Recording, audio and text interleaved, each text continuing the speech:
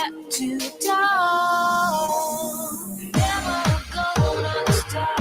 Let's run. Never gonna stop. Away from I.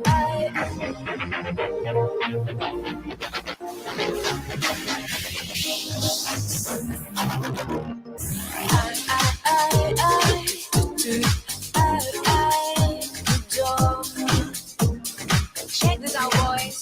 It's a fight to get it right. Got to get on and get it tight.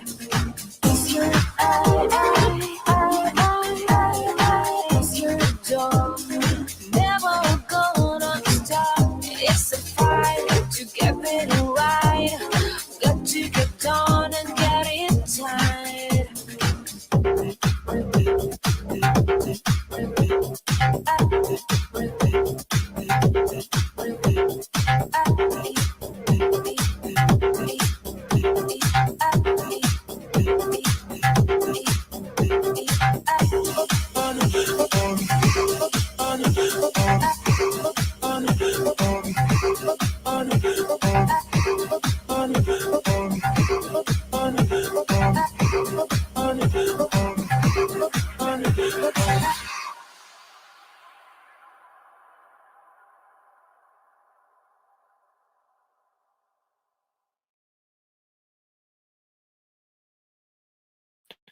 And good morning.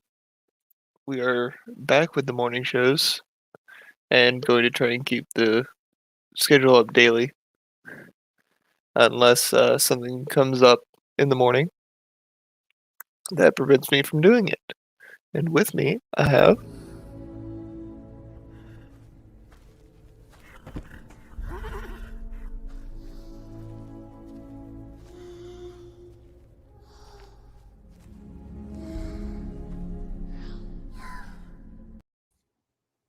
Hello, Whisp. No, How are you doing this morning? I don't know. I just got up. You just got up? Just got up. I know a while ago you were telling me about a game called Sacrifice. Yes. Can you give me more detail on it? I have not played it yet. Oh God. I need caffeine. I feel you on that one. Did you just sip? Yes. Did you just sip caffeine? Yes, I did. You dared sip caffeine when I crave caffeine? Right the moment I say it. I didn't know you for a cruel personality. I'm not.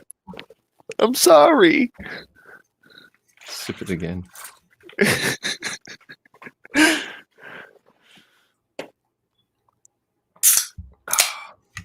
I just took the last sip of that one. I have wait, more now. Wait.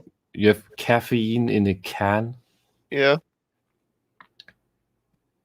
I hate America. The last bastion of hope, and I hate it. Well, I don't have a coffee maker. Can.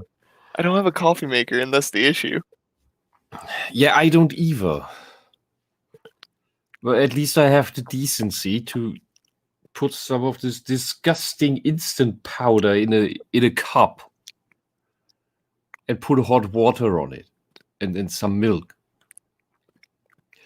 But you get it out of a can. Where is your culture, man? Don't tell me drinking caffeine from a can is culture. It's not. My culture is firearms and not liking the government. That's all right. That is all right. That is a good culture. That is a good culture. Governments should be afraid of their people. Which is why they always try to take away every defensive mechanism they have, not just guns, but also speech, expression, and virtually anything. Gathering outside. And that I'm not even talking about what they're doing during the COOF stuff, because gathering outside is okay during the COOF stuff if you are for the right If you're demonstrating for the politically correct things, which then calls into question, why do you need to demonstrate for it if the government allows it during a time where, oh, we have the super contagious thing going around? That kind of means the government approves of the thing already. Or it wants you all to catch the thing. Who knows? Apparently it didn't want to catch the people who are for things the government is against. They're not allowed to gather. And are condemned. But the counter protests against them are allowed. That is so funny. That is so funny. The emails I've read on organizing mailing lists is I'll get that out at some point. It's hilarious. Please, I want to hear more about that. Maybe next time, because I do need caffeine. So do you have something for an interlude, maybe? I have. Well, I was looking at the gameplay for Sacrifice, and I didn't know that Mandalore Gaming actually did a review of the game. Oh, he did. Uh-huh. I only know that he exists due to him being cameoed by Seth Sinchach. Apparently he makes game reviews. I don't know whether they're good or what his style is. He is actually really good. He goes over the lore of the game in the beginning, just to give you a rough idea of what it's That's about. the world. That's the world map. Yeah. Sorry. But look at the skybox. oh, that's nice. This And was when did this game come out? I think 2001? 2001 or 2002, somewhere around that. And that's all that souls. That makes everywhere, sense. dead people. Like, That's why it's even in rather low 2001 poly, but the skybox, look at that. Yeah, there are many games from that era that have really nice skyboxes, like Halo. Halo had a beautiful skybox back in 2001. And not anymore? It's still really known for its skyboxes because that's about all 343 can do now is make a nice skybox. That is sad. Oh, the voice acting in this game is really awesome. It was surprisingly enough a lot in video games when they did voice acting, which was rare because it costs a lot of memory, which was limited. Voice acting in video games was damn good. Well, in today's time, it's all over the place. Oh yeah, I mean, if you look at Mass Effect alone, oh god, and not even the German version is even worse. The problem with that is, for example, that they have some good voice actors, some like female Shepard, she's good. However, what they did is they recorded all the voice lines per character, so the voice actor didn't know the tone of the conversation. That's an issue that we have over here. Yeah, so what you end up with is people in a conversation going emotionally all over the place and not really fitting the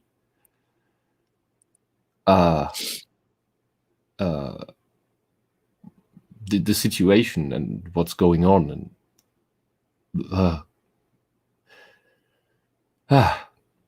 I guess sometimes they got better instructions, but other times it's just hilarious.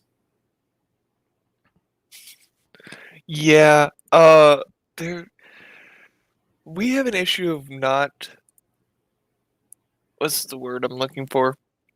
Not recording in the same booths, where there are certain series that actually do.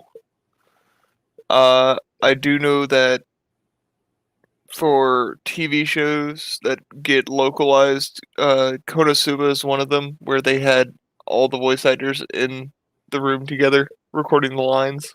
Yeah, That way you they should can want bounce to off do the that. meter. Yeah, you should want to do that. And especially for whether it's a video game or some dub of a show, you want to do that because this is the thing you sell. This is your product. And for example, with Mass Effect, that's the main part of your product, the acting. Yeah, You can't be cheap on that. You spend millions of dollars to make this, and that is the most notable part. Is the part you want to save money on. That is, you want to be cheap on. Come on, you don't pay high class voice actors to then mess up their work by doing it this way. This is horrible. This is why many good people don't want to be in voice acting anymore. Yeah, and another one game that I can think of where all the actors were together was Halo. They actually had all of them sit in the same room together and record lines. Halo 1 specifically. I still don't have caffeine. Why don't I have a manservant? I don't know. All right. I will make caffeine. It may take the water needs to heat. I'll be right back. All right. I'm gonna listen to some of this voice acting. I love 100-fold. Would you be a servant of justice and strive against the hand of wickedness? Show us. Carry our message of peace to the quarreling gnomes in Pelinon. Oh. It actually is pretty fucking good. Pelinon, I learned, was where the gnomes gathered every 7 years to elect a high king. Rumor had it that the chieftain Thestor would be disqualified for giving haven to his... Thank the goddess you are here. The gnomes Hold are on, fighting. I know that No one is safe. voice. This violence shall be allowed to harm our faithful no more. Persephone. Send the peasants here for safety, and tell the gnomes that we will brook no further bloodshed on our soil. And if they do not listen, Those who cannot be purified by the word must be purified by your wrath. Destroy the heretics. Druids are true holy warriors. They're not as powerful as some of their foes, but they make up for it with their ability to create a mystical life shield around themselves. Shrikes have great control of their voices. In fact, they can emit a shriek so high and with such precision that it will knock just about anyone to the ground. They are fragile, though, so the druids taught them the secret of the life shield. Ranger here. Rangers are adept hunters and trackers. They excel at knocking flyers out of the sky with the long range of their bows. They have also developed mystical scrying powers to help track their enemies. First things first, we must make a mana lift. I'm trying to give you find some the mana. voice actors. That is Rob Paulson who's doing the narrator. And I'm trying to remember what he is known for.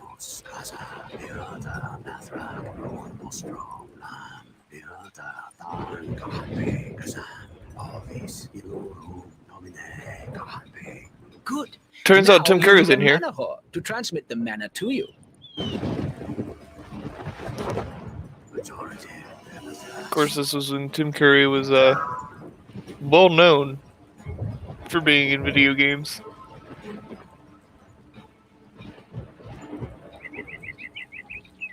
defend this structure.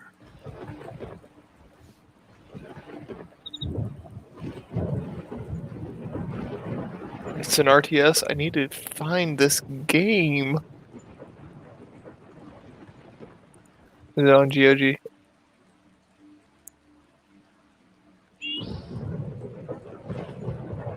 Move. Aha!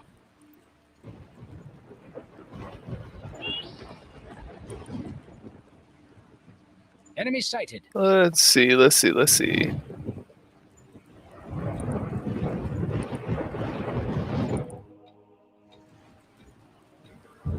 I bring word from Persephone herself.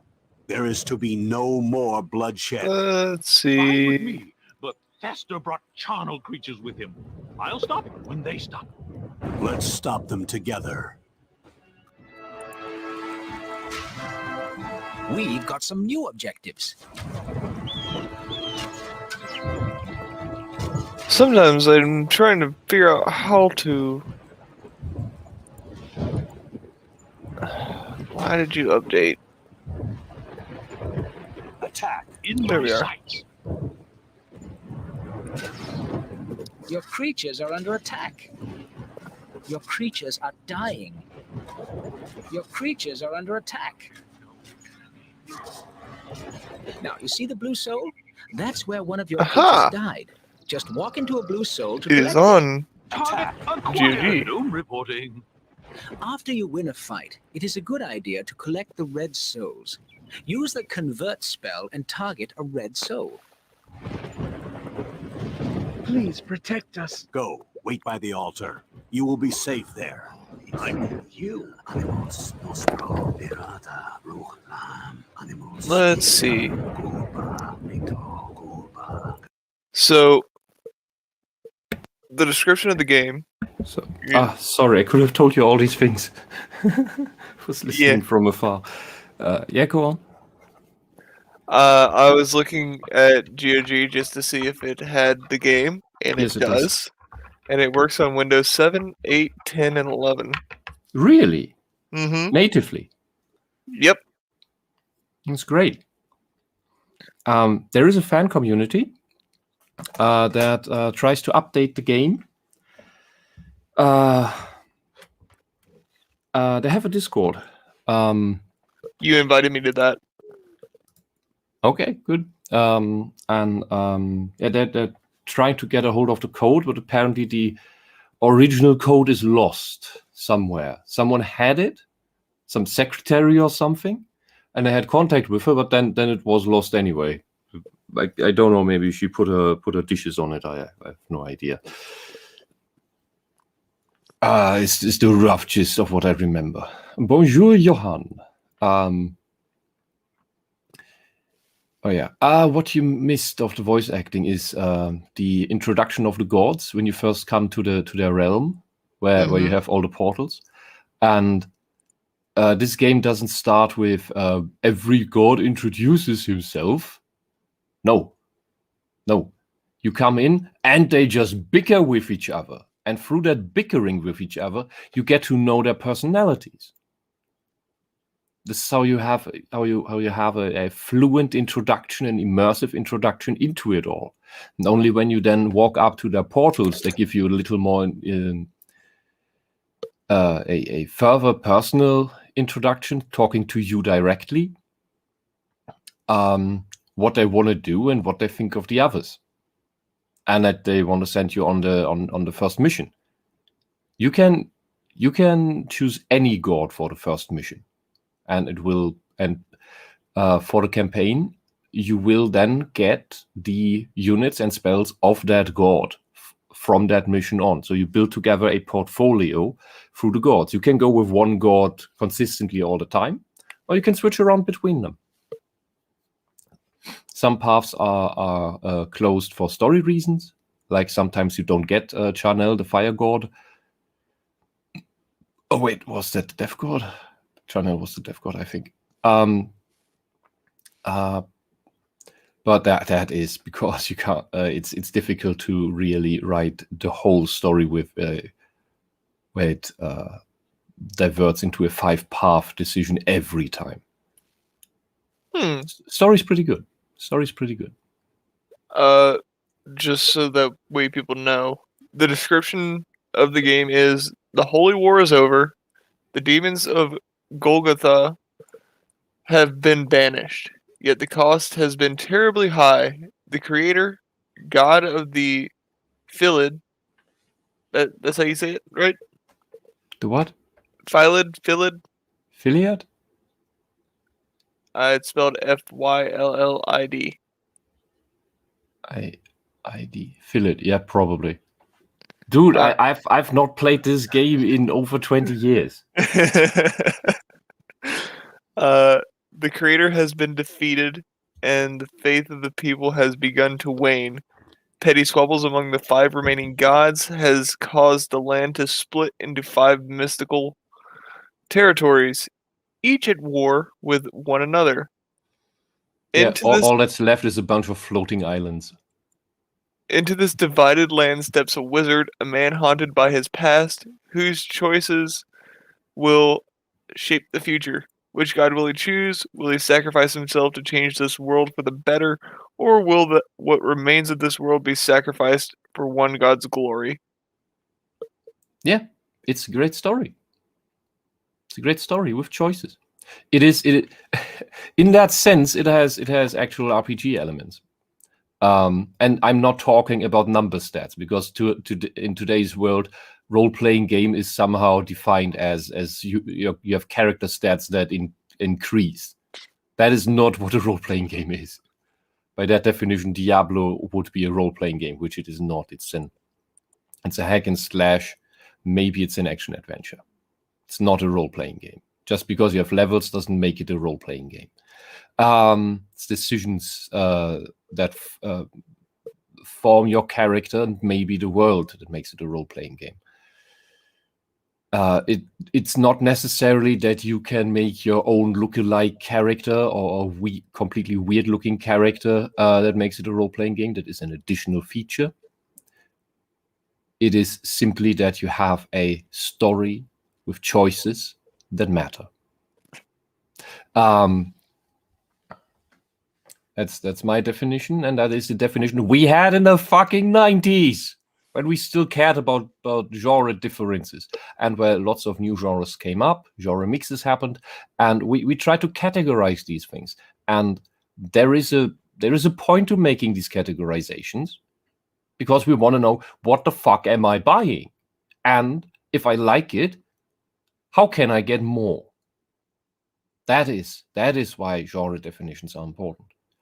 The same people who now categorize other humans in minute detail boxes by skin color and sex and sexual orientation and all of that stuff, what we in the 90s called racist and sexists, they then wanted to tell us, but all these categorizations, isn't that just dividing everything in the world? Isn't everything just the same? Shouldn't we just like everything for what it is? Yeah, that's why we want to tell things apart, because we want to know them for their special features. That is a melee unit of death. That little thing with the saw blades on its head. Very nasty little buggers.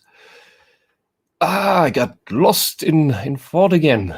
Hello. Where was I?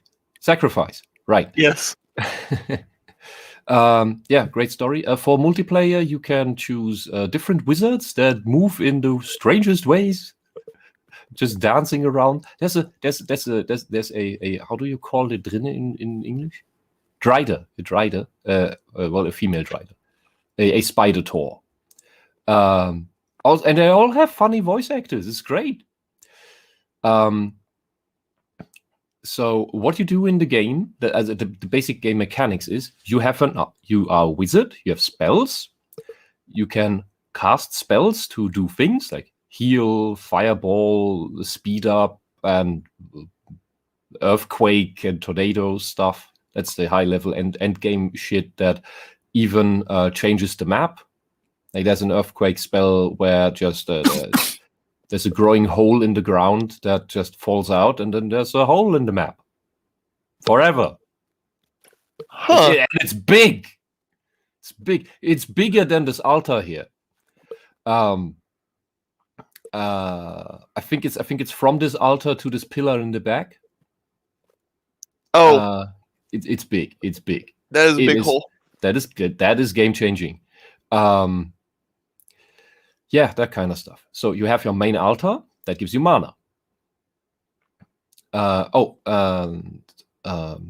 You can summon creatures with mana, but you need souls for that. First things you summon is usually the mana whore. I'm waiting for the laughter. It's written differently. It's H-O-A-R because it gathers mana, but it's deliberately a pun because it's just dancing around you and happy and it's amazing. It's a little harem of little mana monsters. So it's their mana whores.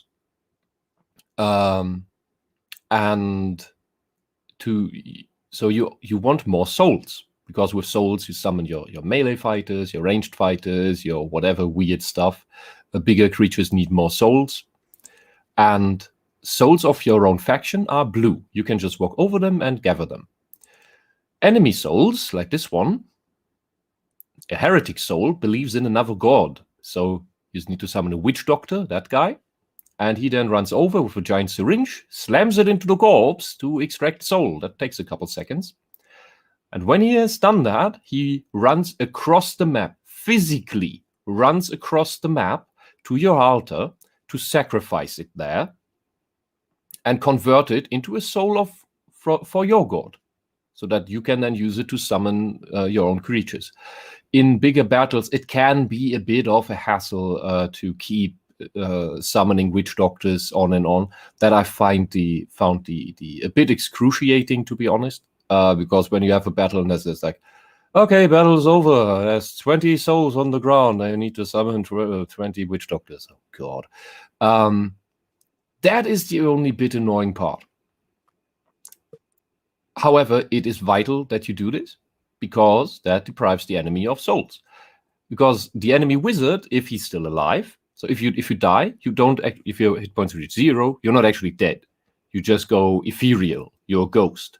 And once you get to your the next shrine or extension shrine, you can there heal up again. And once you get corporeal again. So basically, you're just knocked out of the game and can't do anything. However, if you are still alive and you cast a speed up spell, you zoom across the battlefield and just collect all the souls you've lost. If you're that daring, and it's not covered by the enemy's army, because that might just kill you if there are these little sawbuzz head thingies.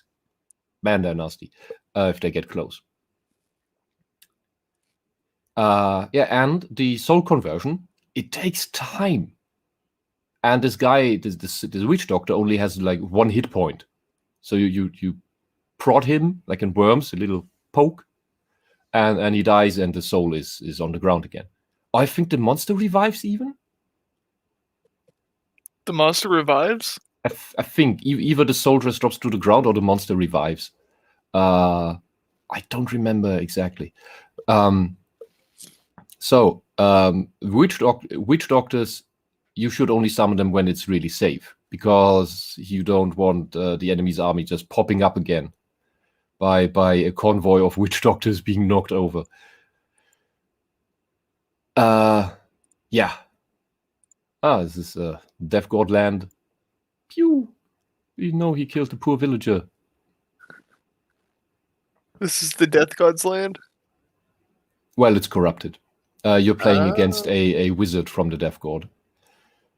And to win the game, you have to sacrifice one of your units on the enemy wizard's altar to desecrate it. Then that altar will be destroyed and that wizard is out of the game. And that takes time. It takes so much damn time. Like, I think it's a minute. And even the conversion, depending on how many souls the unit had, it takes longer. It goes all the way from, I think, 10 seconds to a minute or something. So it's a long ritual. And all the enemy needs to do is poke the witch doctors and the creature comes alive again. Or the souls drop. I don't remember exactly. That was a mana spring, easy to destroy. And you can instead build some pillar on it that is a defense tower. And link a creature to it that then becomes really hard to kill.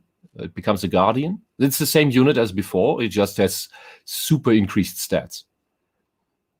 It becomes a mini boss. There's an enemy wizard. This weird decrepit centaur, yes. And he has ice spells. Look at that. I think it's the enemy wizard. There are some friendly ones. That was a mean combination. Ice and then electricity. I don't remember. I don't remember the story. Oh, they're talking. So I think this is a friend.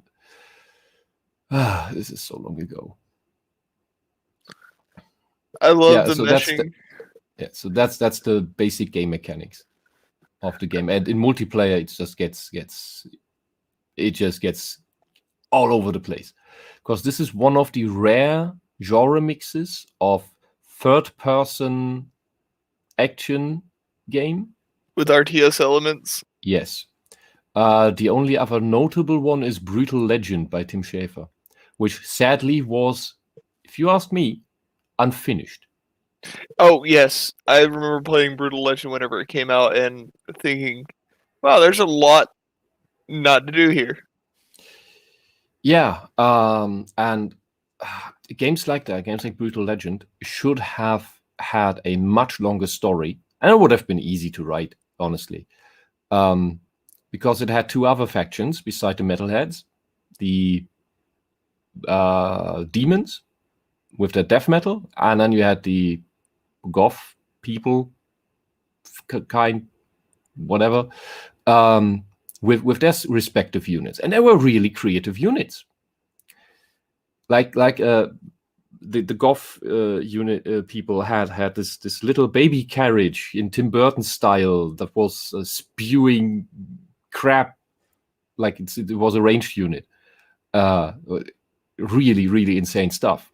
And yeah, fun stuff. But a campaign would have needed all three, that you go through all these three factions at some point. And it would have made sense because the main character, Jack Black, he went through, he was a half demon, as it turned out. Spoilers. So it would have made sense that he could have been corrupted into full demonhood for a while and fight with the demon faction against the others, until he got magically saved by his love from the goth faction or something. What do I know? Could have been fun. But yeah, that is missing. You can only play the other factions in multiplayer, which for these types of games, very few people play. Yeah, people mostly focus on the single-player campaign, especially for RTS games, aside from a few. Mm-hmm. Yeah, and that also makes it harder for multiplayer to get into the other factions. Because basically, for RTSs, you can see the campaigns as very elaborate, story-filled tutorials. Because every mission, you get one or two new units. So you're eased into the complexity of the game. You're not just thrown into it. Like with Supreme Commander, you can build anything already in the first mission. And you should. Holy shit. But yeah, this genre mix is a rare one, and it's rarely pulled off well. But it's wonderful, absolutely wonderful when done right, and an absolute train wreck when you just mess up the tiniest little bit. What else is there to say? The Earth God is modeled after Earthworm Jim. It's James.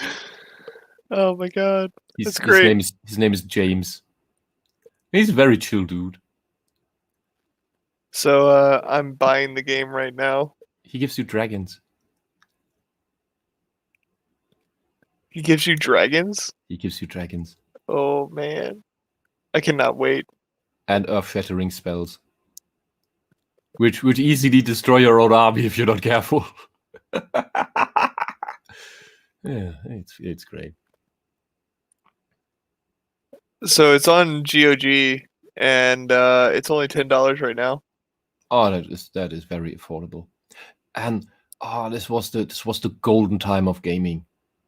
There were only perfect games coming out during this era.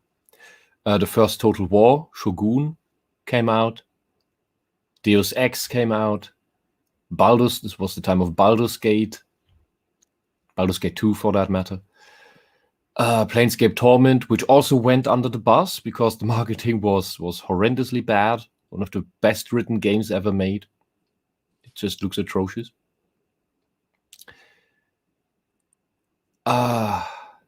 Sacrifice. Sacrifice, you were forgotten. And for no good reason. For no good reason. Why is this Elden Ring now? Oh, Do you have autoplay on? I shouldn't.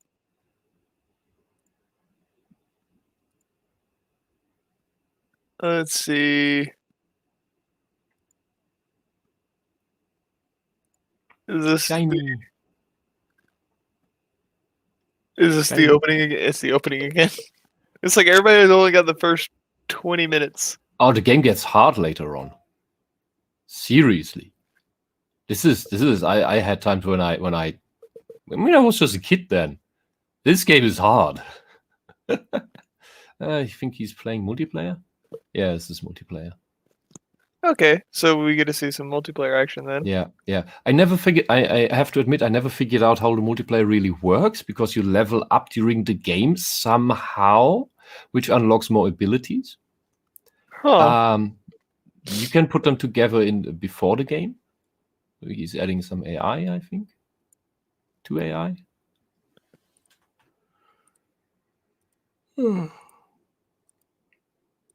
See, this is the kind of game that I really like.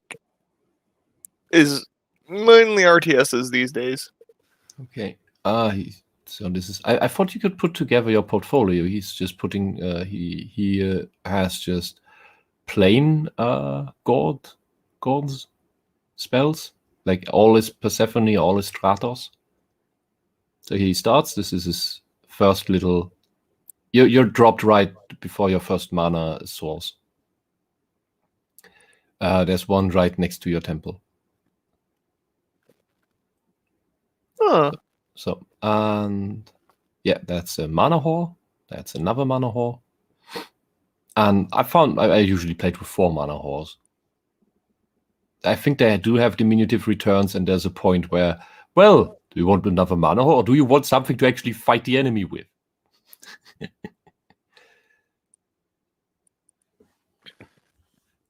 Oh, let me go into full screen. So he's playing the Pyro. The Pyro? fire god. That's the fire god. He likes machinery. And is Stratos a god in the game, or is that another character? Yes, Stratos is the god of wind, lightning, and intellect. And that's the one that Tim Curry plays. Yes, and my god, I didn't, as a kid, I didn't know Tim Curry was. I didn't care for who actors are. I just loved the way Stratos is voiced. And his character. Like, this man needs a shrine at some point. Tim Curry is one that you can pick out from anywhere and just be like, oh, yep, that's Tim Curry. Because he has such a unique way of voice acting. He's a bit like the... I mix up names all the time. The guy who played Krusty the Clown and Bender.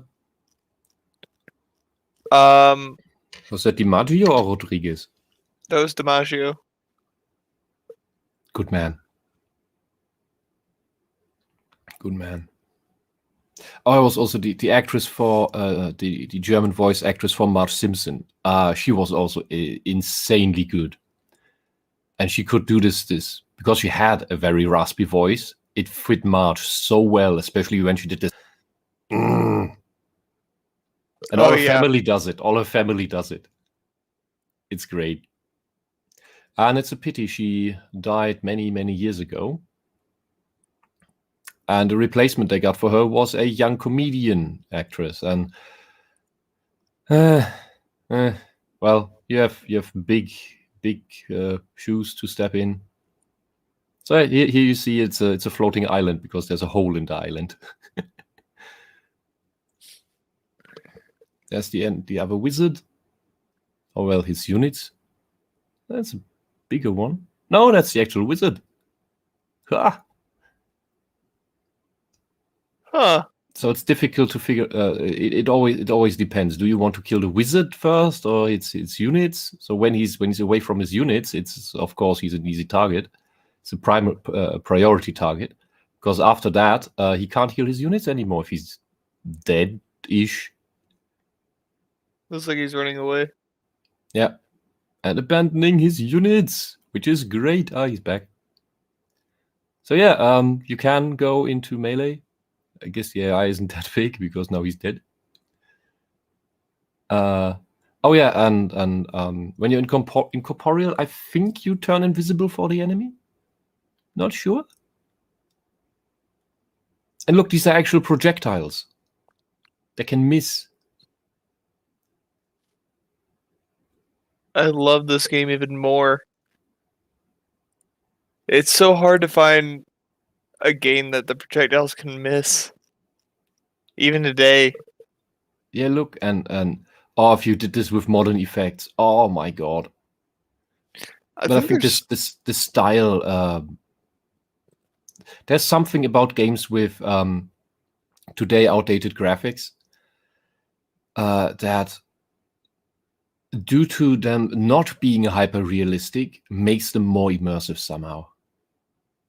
Because I think high levels of realism, even if you have a cartoonish style, can dip into the uncanny valley somehow. Because it's not all about high definition graphics. It's about style. And the style needs to fit. I mean, if you did these trees as hyper realistic, the game would lose charm.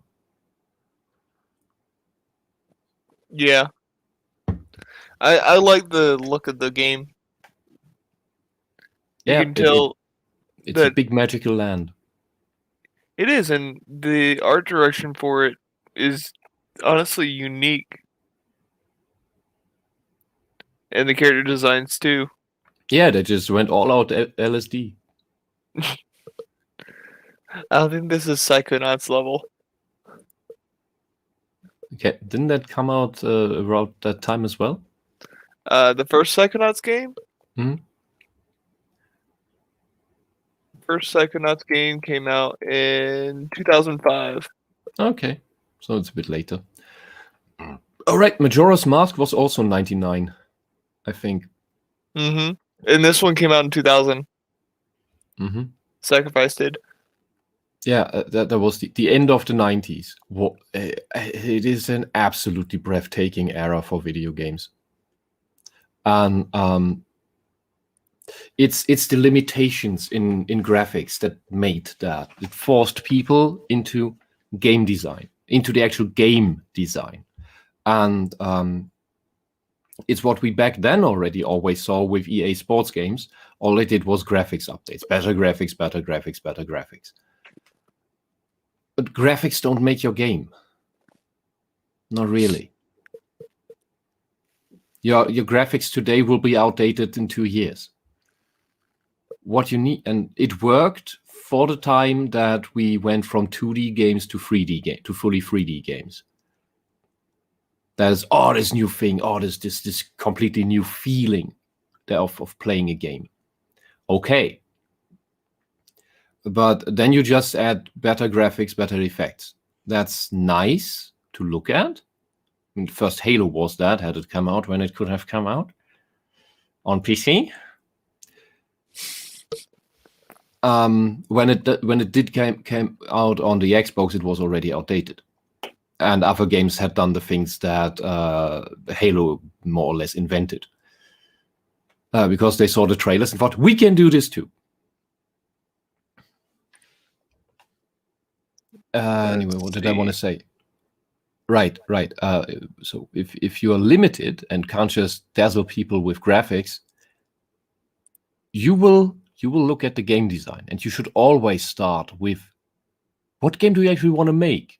Because a shooter, well, okay, you walk around and you point your cursor at things and click on them. Hey, they die. Hey, wow, wonderful. That game design is more or less nailed. Anything else is just special abilities. Any other game, you need to sit down. Best thing you can do is make a board game version of it. It won't be a fully fledged board game, but you need to figure out that the basic game components work with each other and are fun. And that's what Sacrifice is. I mean, the rundown I gave you is very simplistic. When you look at this game, it's like, what the fuck is going on? Oh my god. And he's not even doing the crazy shit here. Pew, pew, pew. So I'm looking for mods for the game, and there's only one that I can find.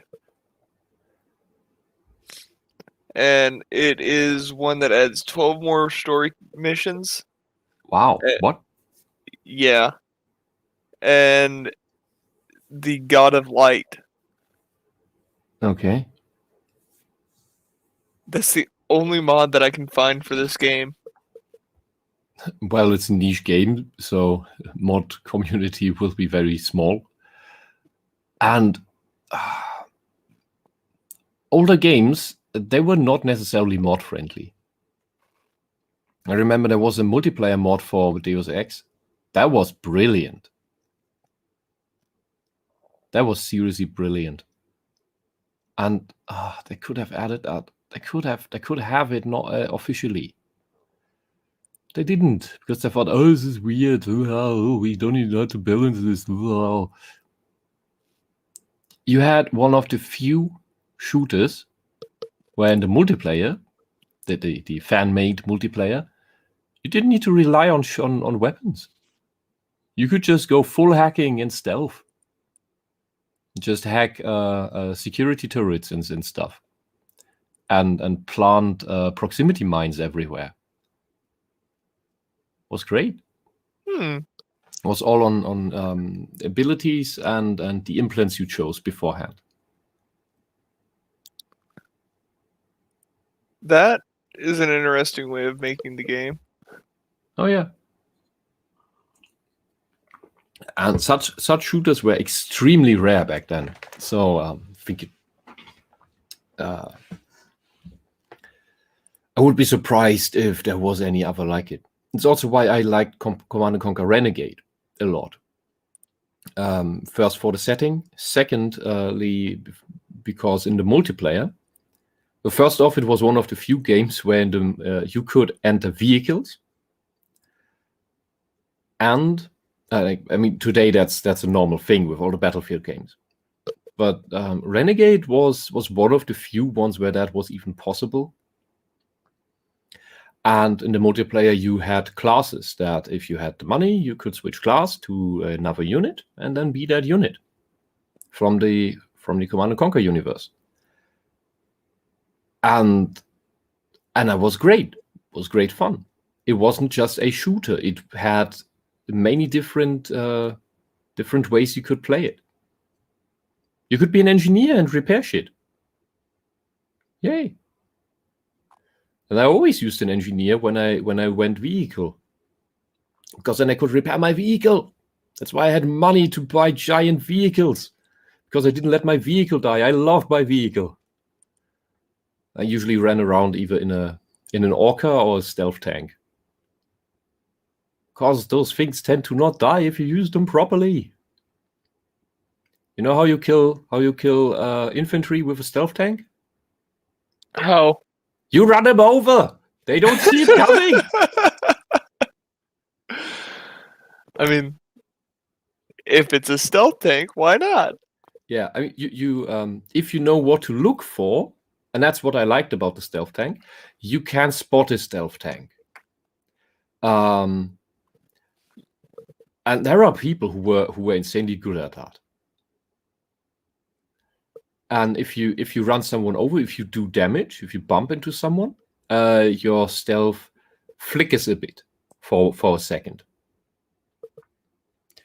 So that also gives you away. So you better run him over at full speed, so he's dead. And you move away somewhere else quickly. Never be in the same spot, because that guy will come for revenge, but you won't be there anymore. Or hide behind a rock. Ha! Sniper stealth tank. It's fun. It was only later that I found out how much fun the Nod buggy was. And the vehicles between GDI and Nod that were technically mirrors of each other, they felt completely different because they drove differently. I couldn't get the Nod helicopter to work because it flew so differently from the Orca. They had the same weapons, just had the primary and secondary switched. But the way it flew, it just confused me. With the Orca, I was a ballet dancer through the sky. It was great. Great game. And there is a scene for it, as was pointed out in an earlier morning stream, I think. That game still lives. It lives on. I think so. I'd have to go back because I think that we found Renegade X or something? Yeah. It still lives through Renegade X. Yes, I still didn't get around to it. And apparently there's a source code for it. Yeah, I have downloaded it. I haven't installed it yet. Oh man, that was fun. For about a month, that was the month that I was actively playing it. I was in the world rank. I was on 5th place. And it was the time when I didn't know the other people really by name. I saw some recurring names, and at some point I got into games and people just gave me vehicles, just gave me Orcas, because they knew I wreak havoc with Orcas. Because they greeted me and bought me an Orca and told me go ahead, and I looked up who was this, and it was the guy on first rank. Like, people know me. Well, how did this happen? And that's when I noticed I'm on 5th. Was cool. Good times. But it was the game of a friend in school, and I had to give it back, so then I couldn't keep playing. Damn, I love that game. I still need to download it. Yeah, I'm more into the more fun shooters, not the extremely wacky things we have today. Just I think Command & Conquer was more or less grounded in that it was a shooter, but it wasn't just, here you have your 20 different real world weapons that all basically do the same thing with different reload times. I'm sorry, dear gun nuts, but I just find that boring. You have to be into guns to appreciate that, and I am not into guns that way. I like the physics of them, but I'm not a super nerd for them. And so I need my fun weapons, my sci-fi nonsense, my Tiberium loaded Uzi, my Unreal Tournament energy Gatling gun that shoots green nonsense.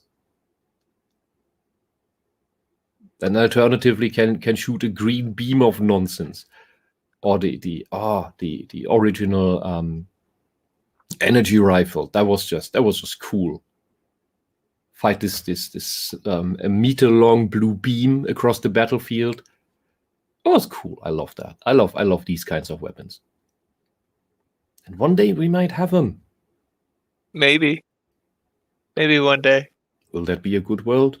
Will it be a bad world? We don't know.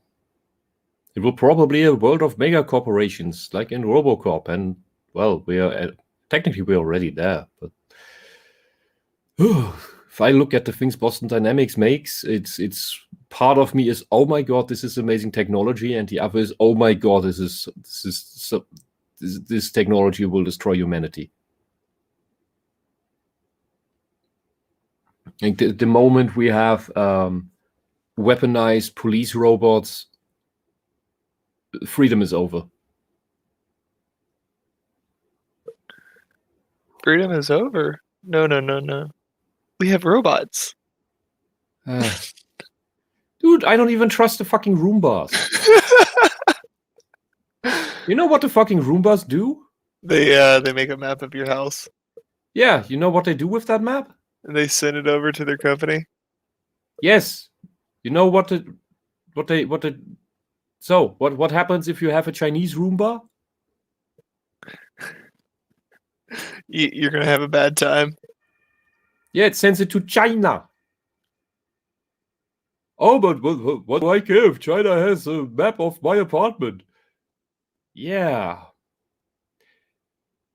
And at some point, China has a super accurate map of the complete urban environment of another country, because everyone has Chinese Roombas, which makes planning for warfare really, really convenient. That's the thing. You don't want other people to know what their fucking apartment looks like. You know what smartphones do? Record you. Yeah, not just you. The They can make scatter shots of your with the front and back camera of your entire apartment as well, and then you can put together from that. You don't know that it's doing that, and from that you can piece together a complete 3D model of that apartment with all its contents. You have no bloody idea how insecure all this is, whether it's governments doing this or just private criminal hackers. So it is important that you have physical shutters for your cameras on your smartphones. You have it in a case where the camera isn't exposed all the time. And if you don't use the front camera anyway ever, because it's a stupid thing, how about you put a sticker on it?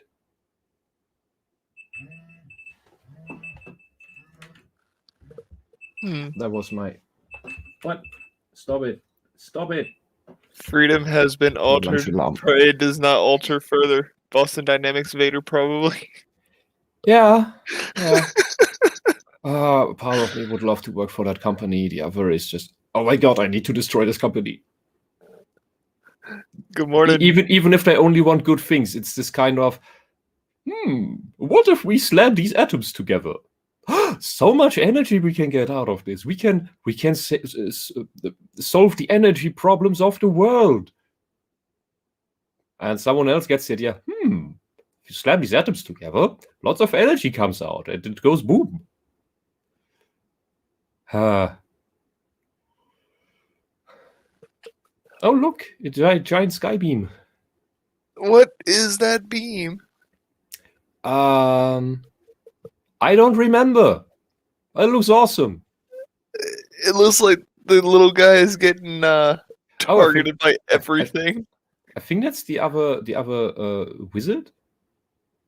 He's minuscule. He's as small as you are. He looks smaller. Oh, it was because the sacrifice was going on. Floop.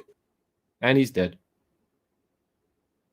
I think he got his sky beam indicator because there was a desecration on his altar going on.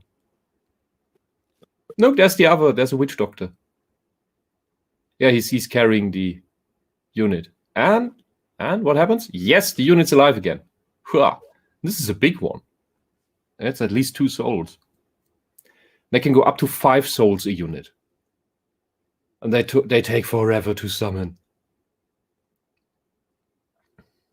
And when you summon a unit, your wizard is doing a funny little dance. The good thing is with this game is that, contrary to nonsense like Dungeons and Dragons or World of Warcraft, You can summon stuff while walking. And oh, by the way, that's what I loved about Vanguard. One of the MMORPGs that Blizzard ripped the most from for World of Warcraft in regards to ideas. It ripped from many games. Final Fantasy XI, for that matter. Final Fantasy XI had a group finder years prior to World of Warcraft. It had that for I think WoW was still in vanilla, and Final Fantasy XI already had that thing. And Vanguard, WoW ripped entire classes from Vanguard. I think Vanguard was a Richard Garriott MMORPG. It was a great thing. Your character had 4 distinct classes. It was the adventure class, the resource gathering class, the crafting class, and the diplomacy class. You could switch between those. And in regards to adventurer classes, for example, it had, I forgot the name, some Dark Knight guy, and he had all the skills that the Death Knight had. Like, his taunt was a pull. It wasn't like the pull of the Death Knight, but it worked from the looks, from the visuals, but it worked the same way in that you pulled the enemy you taunted closer to you. And all stuff like that. Blizzard just ripped. Blizzard is not creative. Blizzard is in many regards exactly like Games Workshop. They just rip ideas from other people and slightly change them. Maybe slightly change them. Oh God. Anyway, the thing Vanguard did, there's a person speaking. The first RTS remaster, Dune 2 is getting a remaster. No. That was called Dune 2000. It's from the 90s. It already had one. What did I want to say? Skip a bit ahead. Oh, you can skip to the part where the gods talk at the introduction. This one? Where they bicker. Earlier. When you enter the Pantheon. A bit earlier. There. His guidance was I able to travel across the astral void. And that is how I came here. What a strange and beautiful world I beheld. But dangerous too, I was certain. And I was friendless and homeless. And so I prayed. Hear me, exalted spirits. Hear me, be you gods or devils, ye who hold dominion here. I am a wizard without a home. I am a wanderer seeking refuge. Wander no more, child. To Elysium come, and join the armies of our faithful. Wage righteous battle against the iniquity of the infernal lord. Pyro's factories are not iniquity. Do they not befoul all that is pure? Are they not the very instrument of desecration? Yet their ruinous encroachment continues unabated. If the sanctity of the Davin Forest is violated, what land lies not in jeopardy? Jeopardy? I bring progress to the forest. There is no progress without justice. What you call justice is bondage to outmoded ways. Pyro's followers will never accept such foolishness. But you have no followers in Davin, Pyro. I can fix that. How dare you? Typical. Do not despair, wanderer. These 2 paragons of virtue are not the only gods around here. I, for one, can offer you untold knowledge. Such promises, knowledge, justice, progress. What value hold these without conflict? What is a life devoid of strife? Peaceful? That's not so bad in my book. I didn't know you could read. Hearing their petty squabbles, my heart lightened. I love this. Any of these gods would welcome my talents. The choice would be mine. Yeah, that's how you introduce your characters. Exactly that way. And Tim Curry, I don't know what he is like as a person, what he believes in, but he is a god of voice acting. You know, rocks and soil and stuff. Some nice gems too. From what I but it's remember, not all Tim brown Curry and is gray, very just polite. mostly. One of my altars has been abandoned, and I'd like to know why. Please go and see what you can see. James is he's just wholesome. He's the actual good god. Persephone is more like a social justice warrior. Near a small fungus farming community called Quarog, occupied largely by farmers and the cave dwellers. Mumble says, "Oh, this was the game you mentioned yesterday. Whenever I brought up Brutal Legend, wasn't it Whisp?" So we knew their inactivity meant trouble. I love that. Tim Curry just says, "Typical," and it's awesome. He just says one word, and you know the character. You know what the character find is. my followers and figure out what's going on. These fellows will help you out. So this is the same starter army as life, as Persephone. Hero of the first bottle of What is Persephone? The Persephone is the life god that we saw in the other video. But he could have a touch more respect for his betters, if you ask me. And then Pyro, and then Stratos. James is the only one that doesn't really have a godly name. Yeah, he's just chill. Well, And I'm ready.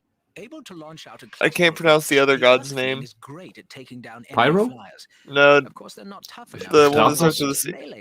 The one that starts with a C. Charnel. Yeah, that one. Charnel. It's like Charmander, just not as charming. Able to rain down a shower of stones, gargoyles can torment whole masses of ground troops. Look out for enemy ranged attackers, though. Yeah, so this is the first units are basically mirrors. Some units are mirrors of each other, but they have different abilities. You are group 1. And the game does save resources that way, because you know back in 2001 we still had toasters for computers, state-of-the-art toasters, but toasters, and we had to run these intense things with 3D armies of 100 units. To transmit the mana to you. Can you lower the sound? Yes. It's just I know viewers probably like the sound more, but it's hard for me to concentrate. The thing with great, I confused myself again. It's okay. All right. What Sacrifice did was that it had some ideas. This is a speed up spell.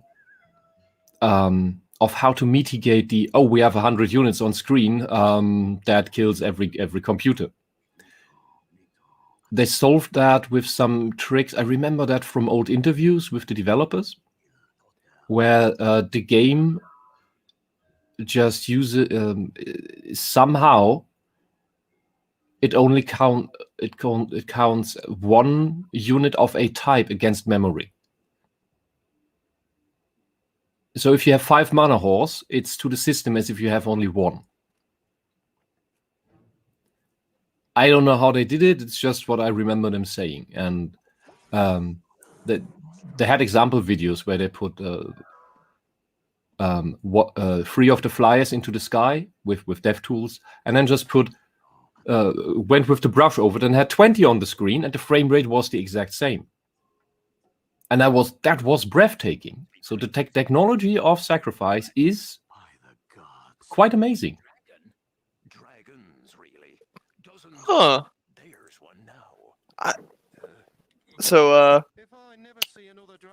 The game's downloading now.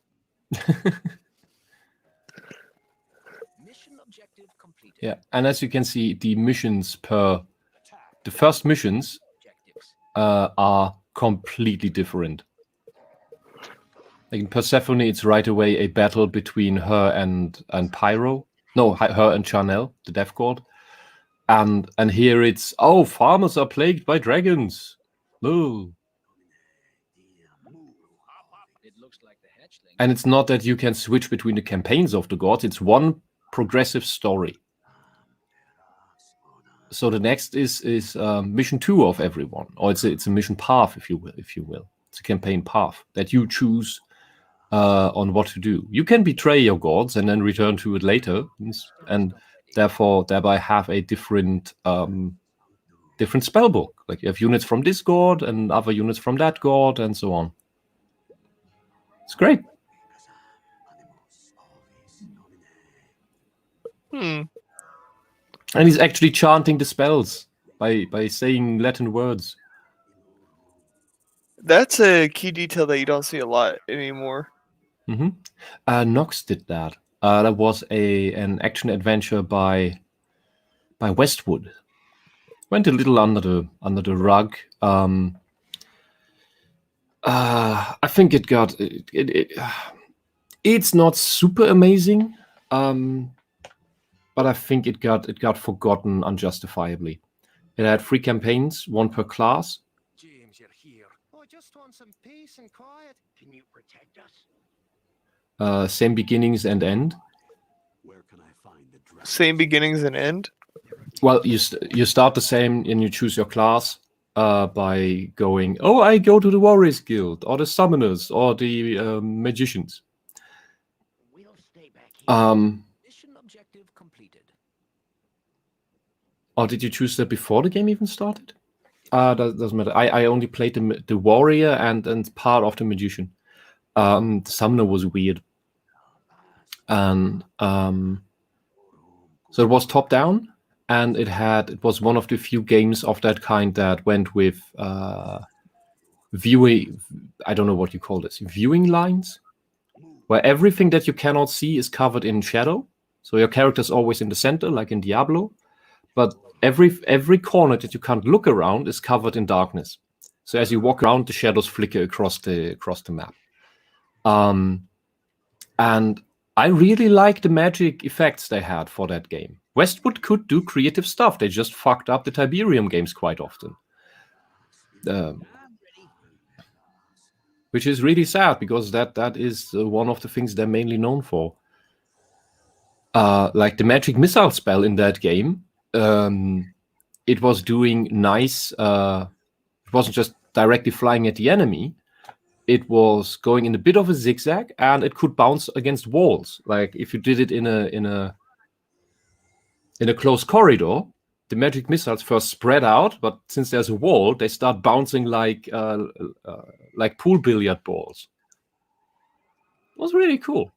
Really neat effects in that game. And what's the name of that game again? Nox. Nox, N-O-X? N-O-X, yes. And you fight the evil witch Hecuba. At least at the end. Sadly, the best weapon for the warrior, or the ranged weapon for the warrior, you only get in the last dungeon. That is so sad. Oh, I never found anyone before that. But I think that was the first one, because it was the one that hadn't any special properties, so I assume it was the first one. It appears that Nox does not work on Windows 10. Yeah, Windows 10 is shit. But it's what I have. It works on XP, Vista 7 and 8. Huh, I could replay it. It's $6. Yeah. Does Windows 10 not have compatibility modes for this stuff? It's broken. How?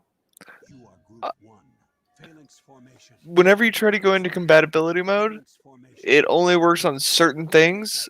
Others, it just won't do compatibility for.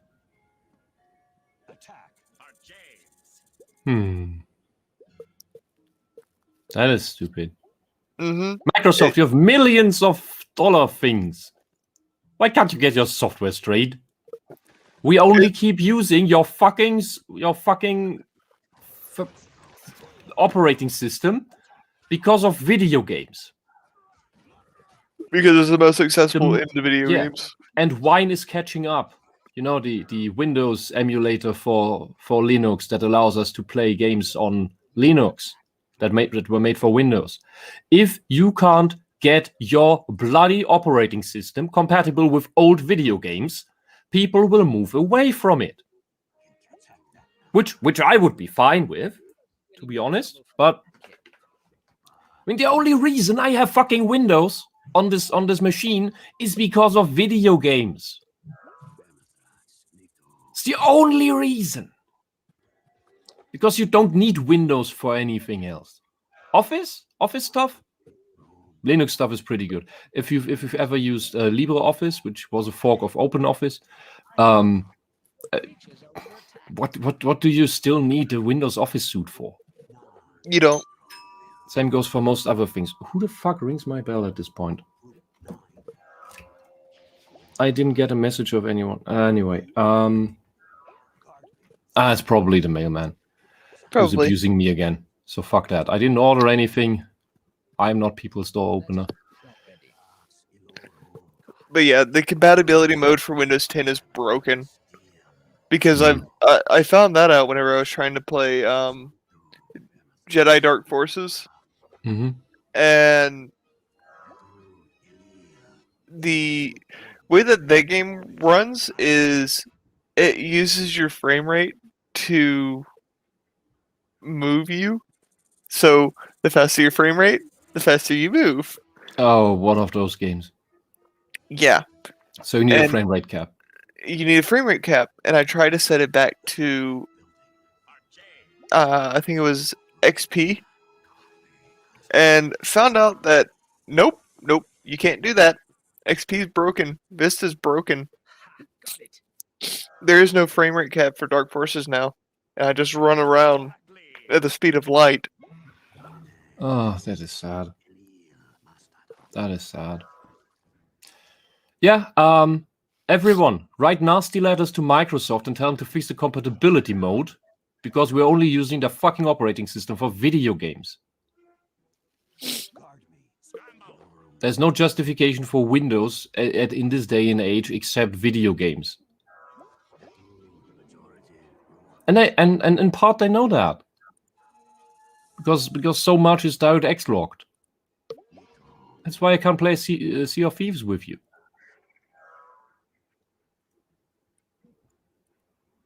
Which is logical, because it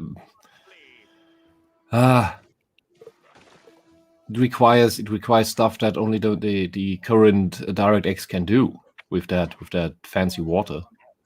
Oh yeah.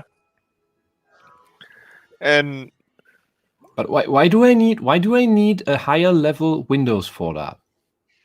That's what I don't understand. I'm dumb, okay?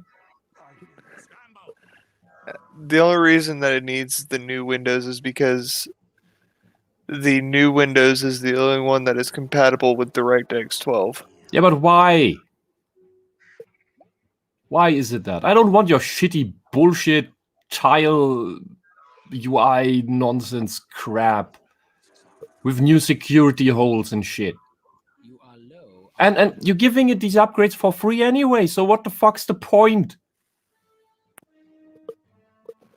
I know Smud upgraded to Windows 11, and that caused some issues with his PC. Yeah, what is this? They're now bringing out beta versions of the operating systems? Yeah. I hate the future. Well, the beta version allows them to figure out. Sorry, yeah. It allows them to figure out what bugs need to be fixed and what customers will and will not like. Yeah, but you don't do that with the live customer. You do that with a group of beta testers, for fuck's sake. Anything else is fraud and harmful. You know what happens when companies just upgrade to your new OS because it's the new thing, and they still live in this nonsense past where the software we got is somewhat stable. Everything breaks. Yeah. And my God, you don't want to know what is all openly accessible out there on the web. That is, it's scary. You are low on mana. Like there are, for some reason, there are security screens and valves from relevant industrial infrastructure that you can just communicate with on the web. It's not that difficult. Oh, it's evil Russian and Chinese hackers. Maybe it's just a script kiddie from the neighborhood. And if the script kiddie from the neighborhood can do it, some other nation can do it for sure if they want. Bloody Absolutely. hell. Bloody hell. It's scary. The moment you know how much, there are compilations on the web for that, by the way. Once you know how insecure our entire infrastructure is and what is hooked up to the web that should not be hooked up to the web, you want to do things with wood. Just move to the forest, have your little well for water, and then just do things with wood crafting. You know? Mm-hmm. That's an in-joke that goes around the IT security scene a lot. Like, okay, I just want to do stuff with wood. Which is why the more you know about IT, especially the security aspect of it, the less of that you want in your home. You don't want a smart home. It's idiots who want smart homes. It's technology fans who want smart homes and all that shit. Someone who knows how secure that stuff actually is, and how much it makes you rely on something that you then that especially your children, when they grow up in that, they don't know how to function without it. No, you don't want that shit. You don't want that shit. You want to function when an EMP happens. What is this? Probably to overinflate the number of users that are using it to make it seem like people are clamoring for it. That's what happened with the new version of Phantasy Star Online 2. And then there's the second part. When New Genesis came out, they require you to play in that new version up until you reach level 10, just to go back to the original Phantasy Star Online 2. Wow, that is evil. That is evil. And yes, it's to inflate numbers it's to increase numbers to stakeholders. Like, look, our new product has so many new customers. It's totally working. Haha. And then they don't tell you that after level 10 they went back to the original. Yeah, it's the same with all these individual subscription services, like Warhammer Plus. We now give out free subscription, 3 months to test for you. Get new. So that they can tell their shareholders, oh, it totally works. Look how many new subscriptions we have. They won't be there next month, but we're not going to tell you that. Mm-hmm. Until the report comes out. It's just stalling for time. I don't know if I said this last time. Did I talk about what I think is happening at Games Workshop?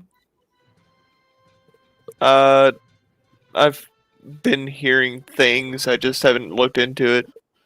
Okay, so there was a time when Games Workshop wanted to work together with Hasbro, and the people who make My Little Pony and stuff. And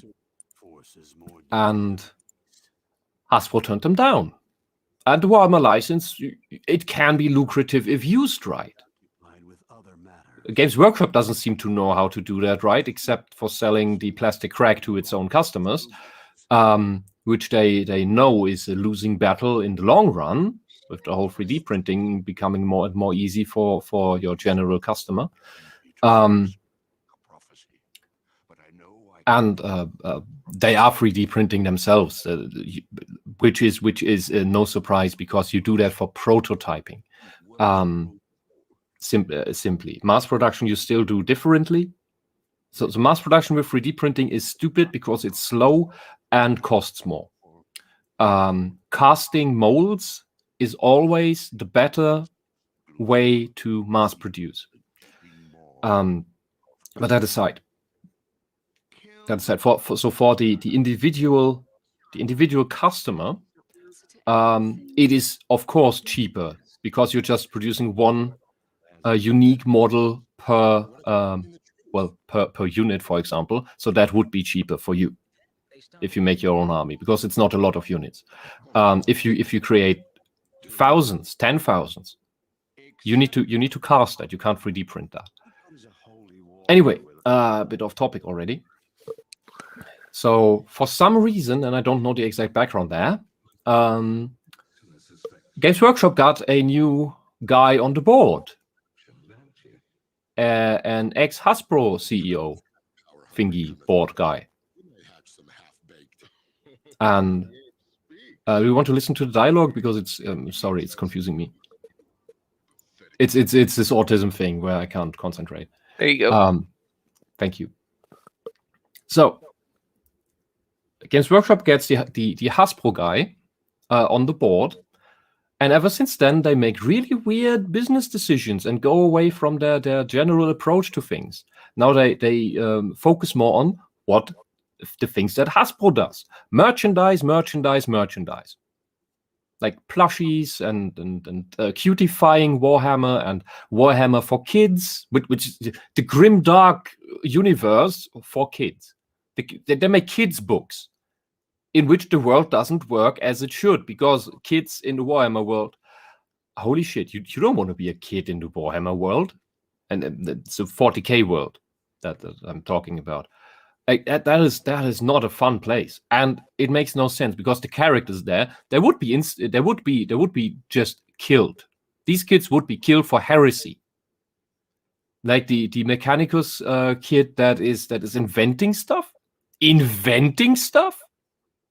That's not allowed in the Imperium of Man.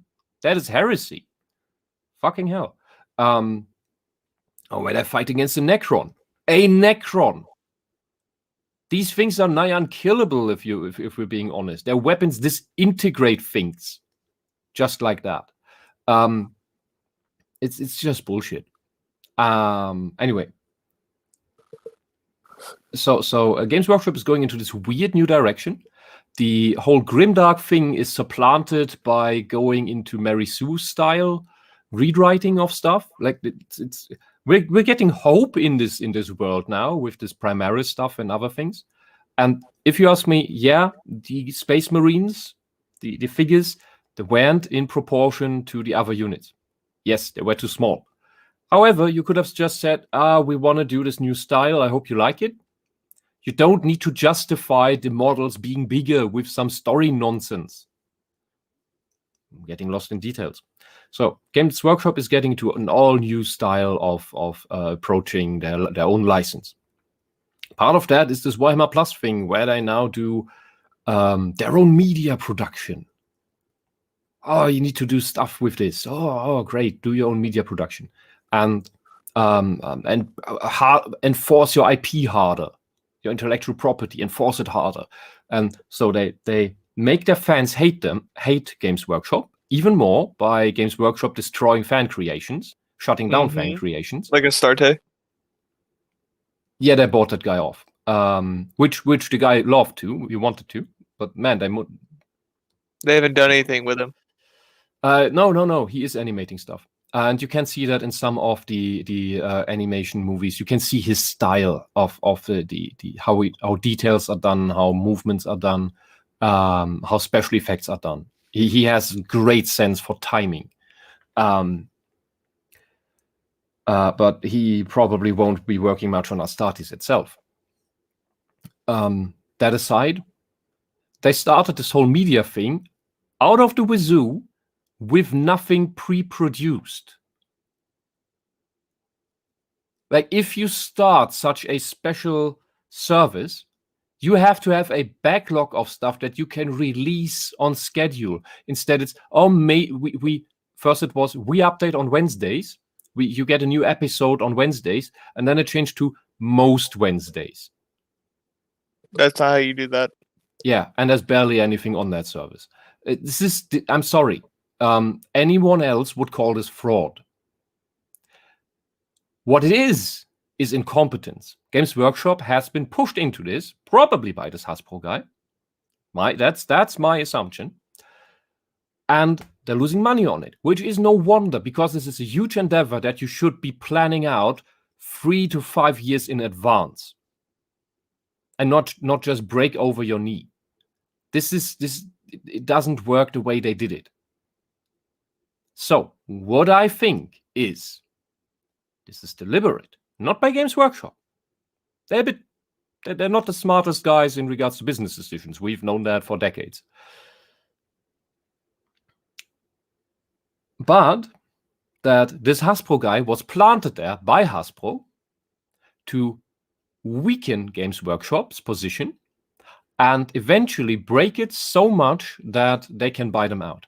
That this is one type of strategy for hostile takeover by Hasbro towards Games Workshop. So that they can have the 40K license, not just rent it, but own it completely. Have it in their portfolio wholly to do with whatever they like. Games Workshop will then not exist anymore. And if there is anyone in Games Workshop who actually cares about Warhammer, which I have my doubts in regards to the board, because the way they write this stuff is just pathetic, and the writing quality even in the codices and the base rulebook is an insult to intellect. Honestly, the writing quality, the sentence structure, the grammar, the typos.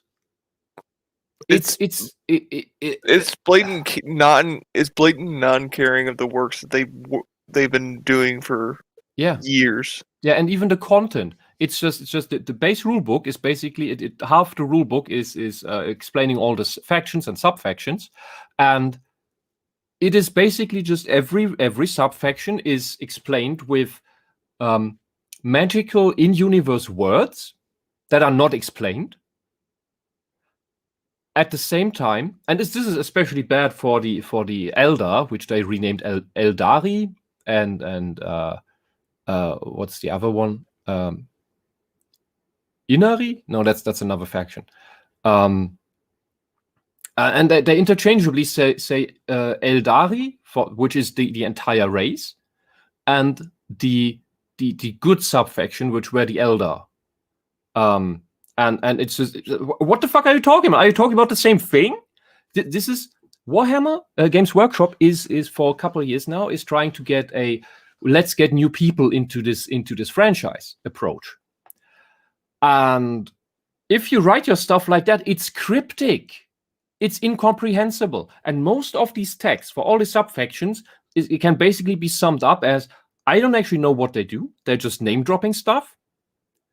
They're just and they use these things and these things and these things, but they're not explaining the things. They're not explaining how anything works. If you have a science fiction book, the science fiction book would try to explain you how a technology works, what it does.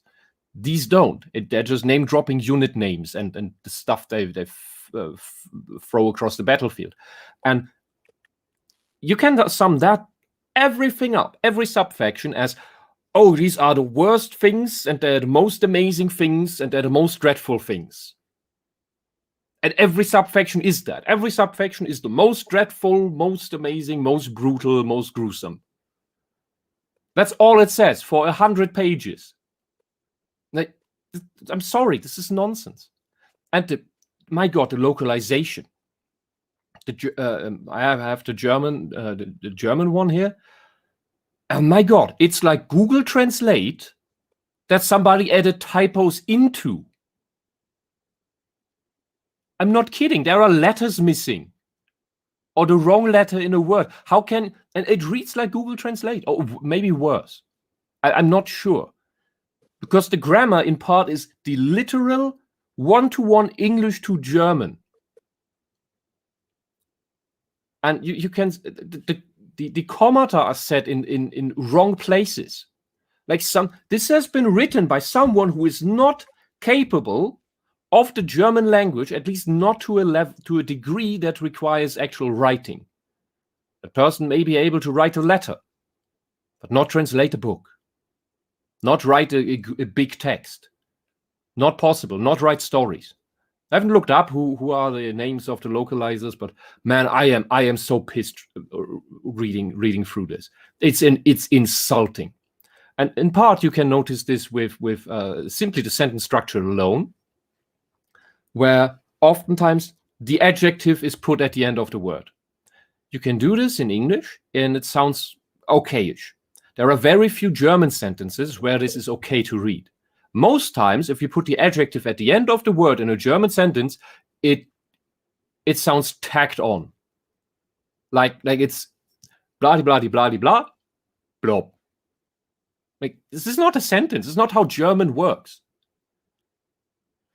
It's infuriating. And the bloody texts don't know when to put a period and start a new sentence. It's just, and there are semicolons. A semicolon is something you should refrain from using. It's not good writing. It is bad style. Just start a new sentence, for fuck's sake. There are moments where it's a comma sub-sentence when instead it should be a new sentence. It just reads like word salad garbage. I hate it. Games Workshop, I hate your writing. You are an insult. You want people to like your stuff? You don't even know how to write your stuff. And I'm talking on a technical level. I'm not even talking about the content. The content is its own problem. Because if you introduce people to these factions, tell more of their story. Don't just tell it like a big advertisement of, oh, this is awesome, and this is awesome, and this is also awesome. You have one page, sometimes 2 pages to describe a faction. And all you do is this nonsense. Give actual background. It's in a pseudo style of in-universe storytelling, but it's not at the same time. It's why I call it the pseudo style. And we can talk about the broken Latin that they call New Gothic, which is the invented language in 40K. I can say, okay, that's your in-universe thing. It's there, therefore I could accept it. However, the problem with that is, I'm distracted by the dragon thing, Griffin. It's awesome. The problem with that is, where was I? I'm sorry. Sorry. Oh. The New Gothic stuff, right? I believe Games Workshop made up this New Gothic stuff solely because they were too lazy to learn actual Latin. That's a huge possibility. And it sounds stupid because the grammar is all over. There's no consistency to it. And my God, there's not even consistency to how they write stuff. They're messing up plural and singular. And in German, we still have casus. Technically, it also exists in English, but you don't notice it. The average Joe doesn't notice that it's there. And these texts can't even use that right. It doesn't use genitive right, dative right, accusative right. Sometimes not even nominative, the standard.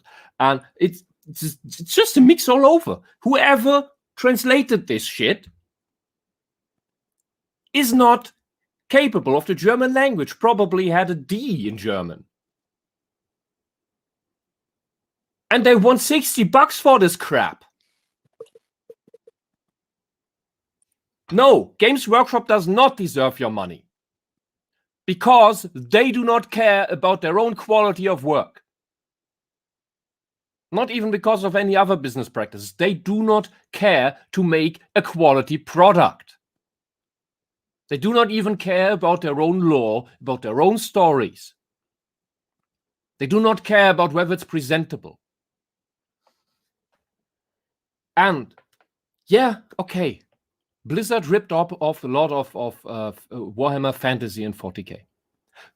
Games Workshop themselves just ripped off everything from everyone else in science fiction and fantasy. They made a bit of it, they put a little bit of their own spin on it, all right. If they had built a consistent universe, I would be okay with that.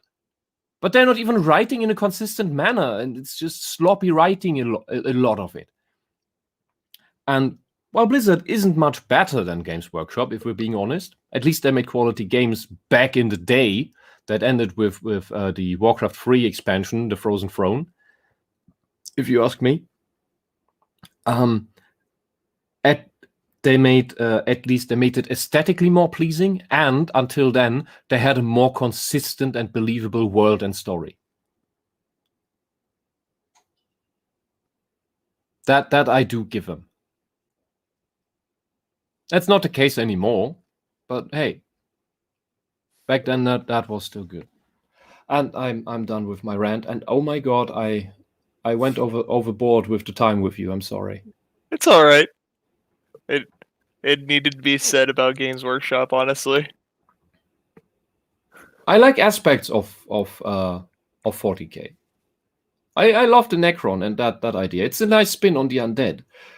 But oh god, the rules are so boring. And if they cared, the combat patrol box that is over $100, which is still a bargain considering Games Workshop's prices, hasn't been updated in 10 years. It's the same models as 10 years. The casting frames are from Games Workshop copyright 2011. Huh. The Necron in there look different than the ones made now. Like, why? Why? If this company cares so much about its miniatures, why not bring out a new model or unit every week, and every week of a different faction? And you can even stretch it out by alternating between 40K and fantasy. I'm sorry if I call Age of Sigmar fantasy, but it is the fantasy part. Doesn't matter if you slap a different name on it. Just bring a new one out every week. Shouldn't be that hard. Instead, they make crap. They'd have 30 years of experience, and I haven't streamlined that process. Come on. Only some. Love. Only some. Yeah, a lot of the people that are working there now have only been there about 5 years. Yeah, and I'm. I don't know all the details. I've been told that Tyranids last got their last new model 7 years ago. Yeah. What the fuck? Not even an update on anything. It's just pathetic. The Games Workshop does not love Warhammer. They don't love their own IP. You know what we could do tomorrow? Is just have a full stream of ranting about Games Workshop. I did most of it already. I know, but I feel like you have more to say. I don't know about that. I'll just maybe get some people on who know more about Warhammer than I do.